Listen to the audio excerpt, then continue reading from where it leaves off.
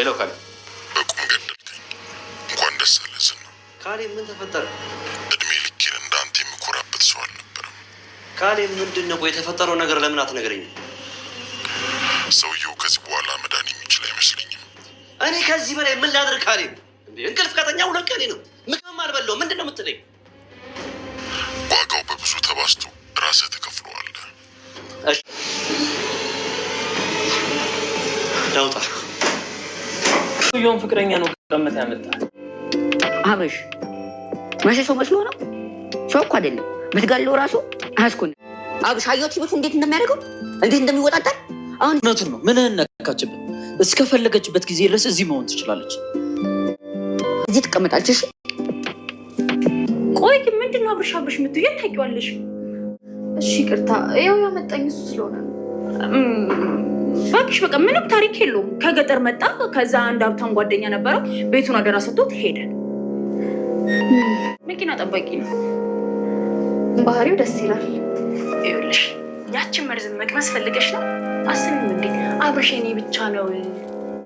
አቶ ዝና የአበበ ደንበሳ ልጅ እንግዲህ ዛሬ በዝረራ ወድቋል ማለት ነው። ትትናን ከብዙ ጊዜ ስቃይና ከብዙ መከራ በኋላ አባሮ ዛሬ እንግዲህ እንዲሁ ቀርቷል። ቤተሰቦቻችን ትትናም እንግዲህ በፈጣሪ ቸርነት እንግዲህ በእነ አብርሽና ጓደኞቹ ልፋትና እንትን ታሰረችበት ወጣ እንግዲህ በዛም በዚህ ብለው ሸሽገው አትርፈዋታል ማለት ነው። ቤተሰቦቻችን ዝናም እንግዲህ የመጨረሻ ተስፋ ቆርጦ ሽጉጡን ከመሬት አጋጭቶ ተመልሶ ወደ መጣበት ሄዷል ማለት ነው። ቤተሰቦቻችን በጣም ነው የተናደደው።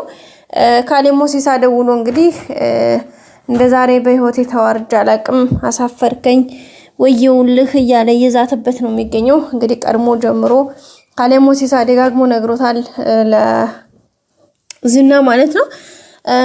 ግን ዝና ያው እየለፋ ነበረ። ያው እንግዲህ በሚችለው መጠን እየለፋ ነበረ።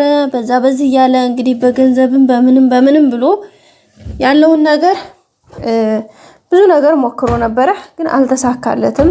እሱ እንዳሰበው አልመጣለትም ማለት ነው። ቤተሰቦቻችን በመጨረሻም እንግዲህ ያው ካሌብ ደውሎ ከእንግዲህ በኋላ አታስፈልግም ሲለው እንግዲህ ቀጥታ ጥሎ ተመልሷል ማለት ነው። ቤተሰቦቻችን ምክንያቱም ምንም አማራጭ የለም፣ እንደነገረው ከሆነ ምንም አማራጭ የለም። ምክንያቱም ሰውየው ወይም ደግሞ የትትና ኩላሊት የሚያስፈልገው ሰውዬ ካሁን በኋላ ዋጋ እንደሌለውና የሞት አፋፍ ላይ እንደተቃረበ ጭምር ነው የነገረው። በዛም እንግዲህ ዝና በጣም እያዘነ እየተናደደ ነበረ። ልጆቹን እንግዲህ ጨርሼ እነዚህን የናብርሽን እና ጓደኞቹን ሁላችሁንም እዙ መታ አድርጊያችሁ ነው የምሄደው ብሎ እንግዲህ ሽጉጡን አውጥቶ አቀባብሎ ነበረ። ግን በመጨረሻ አልሰነዘረውም። የነበረው ነገር ሽጉጡን ጥሎ ቀጥታ ወደ ውጭ መውጣት ነበር ማለት ነው። ምክንያቱም የሆነ ነገር አደጋ ቢፈጠር ዞሮ የሚያዘው እሱ ስለሆነ ያንን ነገር በማሰብ ቀጥታ ተመልሶ ለመሄድ ተገዷል ማለት ነው። ጓደኛውን ይዞ ተመልሶ ሄዷል። በዚህም እንግዲህ ዝና በጣም ነው የተናደደው። ትትናም እንግዲህ ከብዙ ስቃይ በኋላ ዛሬ ከልጆች ጋር ቤተሰቡና እንግዲህ ከአብርሽም ጋር ገና መጀመሪያ ያገኛት ልጅ ጋር አሪፍ ሪሌሽን አላቸው። እንግዲህ እንዳያችሁት መጀመሪያ ላይ ይመስለኛል፣ እርግጠኛ ነኝ እህትና ወንድም ናቸው። ምክንያቱም በልጅነቱ ሞቶ የጠፋ ወንድም እንዳላት ከበፊት ጀምራ ትትና ታወራ ነበረ። አሁን ደግሞ አብርሽ አቀባበሉ ለሷ ያለው ነገር ሪስፔክቱ የተለየ ነው። ግን መሳይ ጠይቆት ነበረ እቺ ልጅ ወዳሃት አፍቅርሃት ነው ወይ ሲለው እኔ አሁን መታች ልጅ በስቃይ ውስጥ የቆየች ልጅ አሁን ምንዋን ነው ወርጃታለሁ አፍቅራታለሁ ስብልህ ምን ልትብለህ ልታምነኝ ትችላለህ? ምክንያቱም እቺ ልጅ የመጣችው ገና ትናንትና ነው። ትናንትና መታ ደግሞ ዛሬ እንደዚህ ነው ወዳታለሁ አፍቅራታለሁ ብዬ ማለት አልችልም። ስለዚህ ተው እንጂ እያለው ነበረ። መሳይ ይህን ጥያቄ ጠየቅበት የራሱ ምክንያት አለው። ምክንያቱም እሱ ራሱ ስለፈለጋት ነው። እንግዲህ ከዛ ቀጥታ ከሱ ጋር ካወሩ በኋላ ቀጥታ ያደረገችው ምንድነው ወደ ራሷ ክላስ ነበር የገባው ማለት ነው። ተኛችበት እንደተኛ እንግዲህ ተንከሲስ ቀድሞ ነቄ ብሎ ነበርና ከዛ በኋላ እንግዲህ እየተከታተሉ ስለነበረ ወደ ክላስ ሲገባ ስላየው ቀጥታ ተከታተሉት ነበር ሄደው። ከዛ መተትና ክላስ እንደገባ መሳይ ሲያየው ቀጥታ ሄዶ ለአብርሽ ነው የነገረው ማለት ነው። ለአብርሽ ሲነግረው ደግሞ አብርሽን ከተኛበት ከስክሶ አብርሽ ይሄ መሳይ ያልሆነ ነገር ስህተት እየሰራ ነው እንግዲህ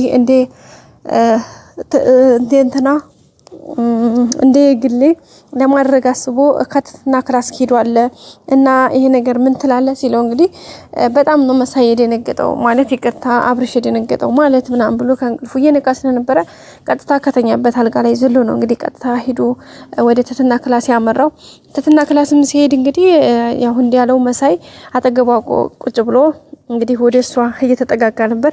በነገራችን ላይ መሳይ መስሎት ነው እንጂ ትትናም ቀልቦ ያረፈበት ወንድሟም አይሆን ቀልብየዋ ሁሉ ነገሩ ያረፈው ከእንትና ላይ ነው አብርሽ ላይ ነው እንጂ መሳይን ምንም ነገር እንትን አላለችውም። መሳይ እንግዲህ ጠጋ እያለ ነበረ። በነገራችን ላይ የሆነ ነገር ላደርጋት ቢይዛት ለራሱ በእርግጠኝነት ምንም አደርጋት።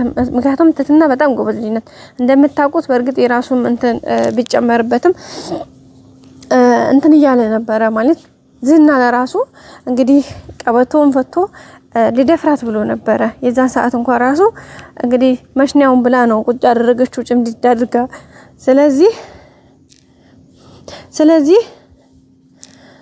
ስለዚህ አሁን እሱ እንደዛ ቢያደርግም ይሄን ያክል እንትን የሚል ነገር አይኖርም ማለት ነው። ለሁሉም እንግዲህ መሳይ ተፈተፍ እያለ ነው፣ ግን የሚሳካለት አይመስልንም። ምክንያቱም አብርሽ ወዷታል፣ የሆነ ነገሯን ብቻ የሆነ ነገር ተመችቷታል። ግን ወርጃታል፣ አፍቅረታለሁ ለማለት ይሄን ያክል የሚያስደፍር አማርኛ ስለሌለው ነው እንጂ በእርግጠኝነት እንደሚወዳት ምንም ጥርጥር የለውም ማለት ነው ቤተሰቦቻችን። ሌላው እንግዲህ ተንከሲስ ዘና የሚያደርግ ልጅ ነው። የሆነ ነገሩ ማለት የሆነ ሲያወራ አንዳንድ ነገሮችን አክት ሲያደርግ የሆነ ደስ የሚል ባህሪ ያለው የምር ዘና ነው የሚያደርገኝ። የግሌ ደግሞ በጣም ሁሉ ነገሯ በቃ ግልጽና እንትን ነች። እንግዲህ በጣም የዋህ ነገር ነች። ስታወራም ነገሮችን ስታደርግም በጣም ዘና ነው የምታደርገው። ሌላው እንግዲህ ገለሙ ይሄ ሰካራሙ አይ ደግሞ የስራው ነገርስ ወይኔ ጉዴ አይጣላ ያድርስ ነው። እና ቤተሰቦቻችን ብቻ ደስ ይላሉ። ሁሉም ያላቸው ነገር ደስ የሚል ነው።